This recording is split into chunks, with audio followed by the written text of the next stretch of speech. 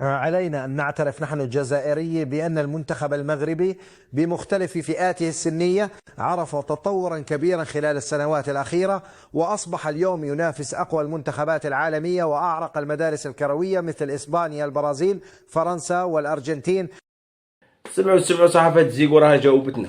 سمعوا المنتخب شيخي راه جاوبنا على الفيديو اللي درناه. استفهام كبرى، رغم أن البعض حاول أن يبرر بأن ربما اشتراها بعض الجزائريين المقيمين في المهجر مثل فرنسا. البعض الآخر قال ربما اشترتها بعض الجاليات الإفريقية المقيمة في المغرب التي تريد حضور هذه المباريات، وربما أيضا مغاربة اشتروا هذه التذاكر سواء من أجل مشاهدة المنتخب الجزائري أو من أجل إعادة بيع هذه التذاكر.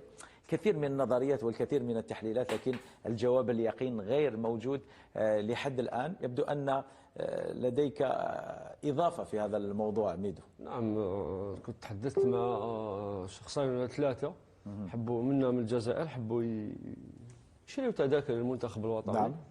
عبر الموقع اللي اطلقته السلطات المغربية هو موقع يالا، تدير الانسكريبسيون ايتو، يقولوا لك اليوم اللي تلحق وين تدفع الباسبور سكاني، ديك الباسبور الجيريان باس صابلوغ يحبس تسجيل، يتوقف كل شيء، من بعد صابلوغ سابلونت تعاود تلحق لا ميم ايطاب، تعاود تحبس.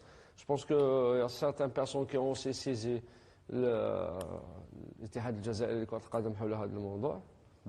Donc c'est aux autorités algériennes de prendre leurs décisions sur ça. لأنه هل تم إعلام الاتحاد الجزائري أو مسؤولين؟ الحمد لله راهم شويه وقطهم وراهم جاوبوني. هو الفيديو اللي كنت درت لهم هذه يومين وكنت هضرت لهم على يالا والابليكاسيون، ما كانوش عارفين كاع هادشي، هما واخا اعلاميين وكل شيء، واش كانوا داسينها وما بغاش يهضروا عليها ولا. المهم انا هذيك النهار كنت وضحت لهم وعطيتهم قلت لهم خصكم تجاوبونا، والحمد لله راهم جاوبونا وهضروا على الشعب، يعني هضروا على قصه يالا وقال لك الحمد لله راهم جاوبونا وراهم شويه تفهموا، وقال لك كاينه فيزا الكترونيه وشويه تكالما وما بقاوش يحصلوها في القجع ومنها ومن هنا. شيخي كي تكون شويه بحال هكذا مؤدب غنتأدب معاك، كي نطلع معاك نعلمك شويه في الاخر. لانه في الاول انت تهجمت على القجع، تهجمت وليت اليوم تقول شكون اللي شراها، واش الجاليه اللي شراتها في اوروبا؟ الجاليه اللي كاينه في اوروبا انا قلت لك شراتها في هذاك الفيديو. انا قلت لك الجاليه اقتنت التذاكر وعاودتها لك في هذاك الفيديو، والحمد لله راك جاوبت غير راسك.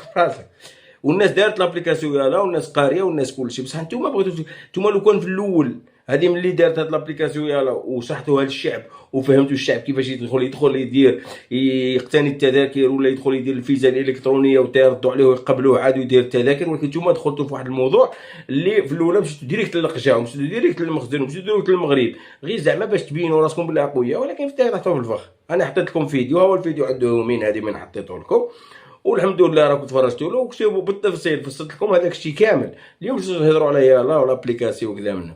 موسوني والله موسوني مسكين هذاك النهار كان شويه موسوني، راك تعرفوا كان شويه معصب وقال لك انا وحنا نمشيو وحنا التذاكر ولا ما غاش التذاكر نمشيو. ومالك لبتها البارح ومالك سقرت سمعت قصه الفيزا وسمعت وتبان لي سكوت. والله ما تكون الفيزا تدخل المغرب في هذا الكوب دافريك، فهمت؟ لانه المغرب طلع الليفل ديالو فيزا الكترونيه تدخل المغرب. سمعوا البارح كيفاش صرا، سمعوا قبل واش تا قال، ونسمعكم البارح واش تا قال. امر التذاكر المشكل الكبير وراه. نعم، تذاكر ولا ما كاش تذاكر نروحوا. والاشكال وين راه؟ الشعب يروح ومن بعد كي نوصلوا للشعب واش تا قال حنا ندخلوا فورسي والتذاكر نجيبوهم ولا ما نجيبوهمش وصحا وكذا. من اش اللي قال لك اللي يهضر بالقوه يموت بالضعف بحالك انت تموت بالضعف. باغي تسمع قصه الفيزا وانت تلبدها وتسكت وتبقى دير غير هاك. سمعوا القصه، سمعوا ديال البارح كي دار، بقى غير يتفرج في هذاك اللي يهضر له على قصه يالا والفيزا، هو غير يتفرج. عندك الضروه باش تشري تذاكر. انا حكيت على لي زاجون فيفا مي اوطونك سيبورتور راسو ساكت يهضر على الاتحاديه وخاص الاتحاديه دير الكوطه وخاصنا نجيبوا الكوطه من الاتحاديه. واش الاتحاد يجيب الكوطه؟ راه ما كان الاتحاد يجيب الكوطه لا والو. هذه تذاكر المغرب طلع النيفو كبير، طلع النيفو برا عاليه، هذا هو اللي كاين. وسي شيخي اللي مسكين ما عارفش قصه هاد ليبليكاسيون، ما عارفش هذا الاخر راه دار في قطر. سي شيخي تاني سمعوا هذا شيخي واش قال على هاد لابليكاسيون يا تنظيم يحصل لاول مره في افريقيا. في السابق لم تكن هناك منصات، وهذا التنظيم مسكين متحسر مسكين وفقعان. وكيفاش هاد لابليكاسيون اول مره دار في التاريخ، وهاد لي زابليكاسيون لابليكاسيون المغرب طلع النيفو. المغرب جاب كاس العالم شيخي، المغرب جاب كاس العالم. المغرب راه بحال دوله، راه تضرب دوله اوروبيه. واش راك تعاق على راسك؟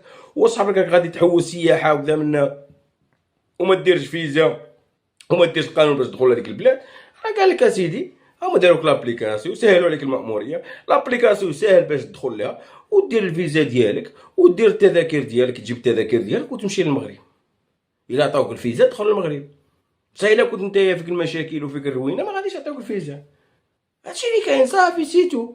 تدخل دير لابليكاسيون يلاه كيما الحمد لله راكم جاوبتونا ورانا فهمناكم وجاوبتونا، لانهم تعطوا في الفخ، لانهم جيتوا تلعبوها زعما قافزين ومارقين وتهجتوا على القجع وهجمتوا من على المخزن وكذا من المخزن دايرنا التذاكر. انتم جاوبتونا الحمد لله. ولكن عاود بالتالي ما طاش في هذاك الفخ ديال طرد روحك صغير.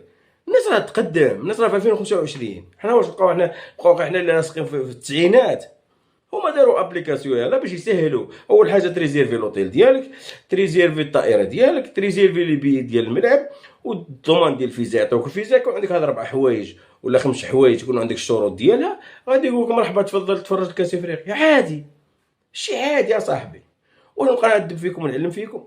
هذه من جهه. والناس راه غادي كاس العالم ديال الاوديسات دات كاس العالم، وغدوه ان شاء الله عندهم احتفال كبير في المغرب، ومازال غادي نولي الغدوه ان شاء الله ونهضر على الاحتفال الكبير ان شاء الله باذن الله، ونعطيكم واحد الدرس عاود فيه.